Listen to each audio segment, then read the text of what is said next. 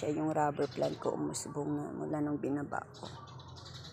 Nasa hagdanan pala, hindi siya maganda na yung kanyang sibol.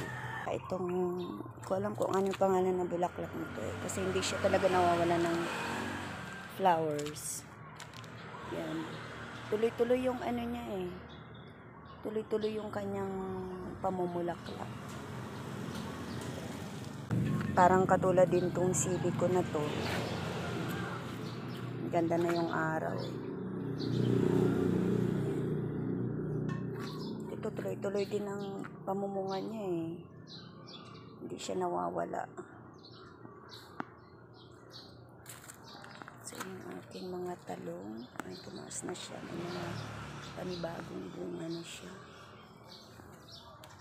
Kahapon nag-harvest ako ng isang